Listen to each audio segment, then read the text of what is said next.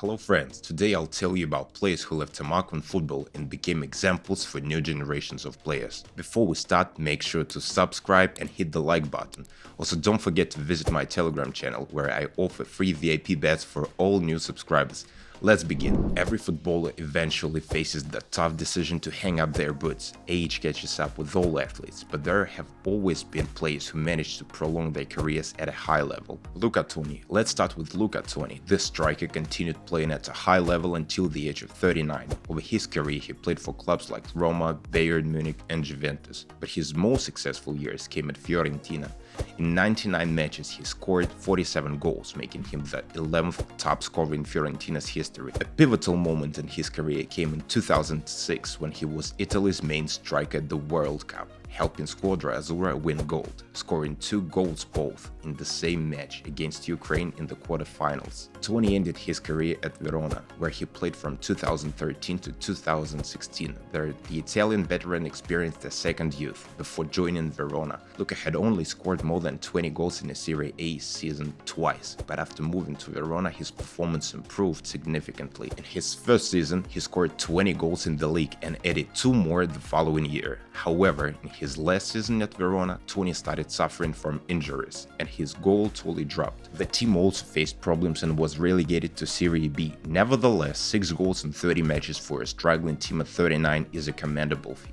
After the 2015-16 season, Toni decided not to lower his standards and retired. Eric Cantona, the legendary Frenchman, was always known for his eccentric character and his ability to make the right decisions even in difficult situations. By the 1996-97 season, he was at the peak of his career, playing his 5th season for Manchester United. During this time, Cantona scored 64 goals and provided 51 assists in the Premier League. However, after that season, Cantona, having scored 11 goals and 12 assists, suddenly announced his retirement. He was only 31 years old, but kept his youthful vow to retire when he lost his passion for the game. Despite never winning the Champions League, his final 2 years could have been part of a great Manchester United comeback in the Champions League final. But Cantona decided to leave at the top, and fans respected him for that. Philipp Lahm and Xabi Alonso both left Bayern Munich at the end of the 2016-17 season. The most significant loss for fans was the retirement of captain Philipp Lahm, who had dedicated most of his career to Bayern. Except for 2 years on loan at Stuttgart, Lahm was typically a right back, but occasionally played in central midfield under coach Pep Guardiola. At 31, Lahm retired from the German national team after winning the World Cup, preparing for his full retirement from football. In the 2016-17 season, Lahm remained a key player for Bayern, but realized his form was fading and decided to retire at 34, going out on top with his 8th Bundesliga title. As for Xabi Alonso, the 2016-17 season was his 3rd at Bayern, his first without Guardiola, who had brought him to Munich. Although Xabi had already achieved great success at Liverpool and Real Madrid, his time at Bayern was also fruitful, winning 3 Bundesliga titles. At 43, Xabi Alonso is now the head coach of Bayer Leverkusen, leading them to success in the German league. Do you think he has what it takes to become a world-class coach? Miroslav Klose, the German goal scorer who made history by becoming the top scorer in World Cup history with 16 goals, helped Germany win the World Cup in 2014.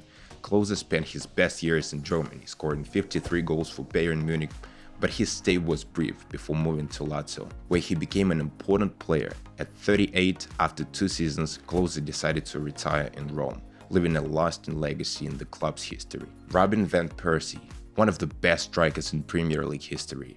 Van Persie is remembered for his time at Arsenal and Manchester United. He won the Premier League Golden Boot twice, but his career eventually started to decline.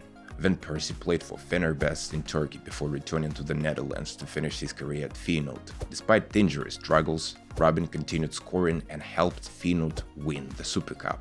In 2019, after a successful season, he officially retired. Gary Neville, Edwin Van Der Sar, and Ryan Giggs, legends of Manchester United. They all retired in the early 2010s. Neville retired in 2011, Giggs in 2014, and Van Der Sar in 2011, becoming the last great goalkeeper for the club before moving on to later years.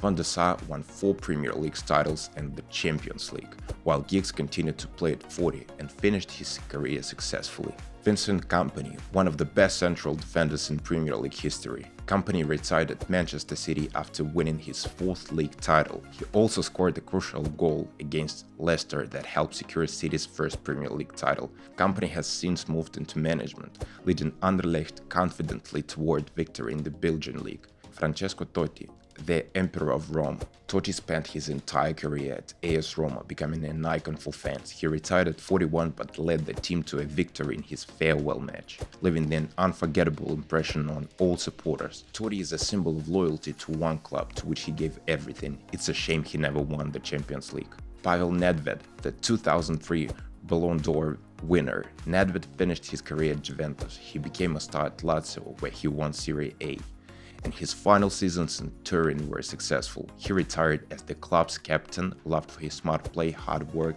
and intelligence. Nedved will always be remembered at Juventus. He's currently working as a football scout. Andriy Shevchenko, the only representative of the former Soviet Union to win the Ballon d'Or. In the 20th century, Shevchenko made an unforgettable impact at Milan and on the international stage. He became a symbol of Milan, but moved to Chelsea in 2006, where he was unable to replicate his previous form, followed by a short return to Milan. He retired after 2 seasons at his hometown club, Dynamo Kiev. This list could go on forever, so feel free to comment who you think should have been added to the video. See you soon, subscribe and join my Telegram channel to earn real money with us.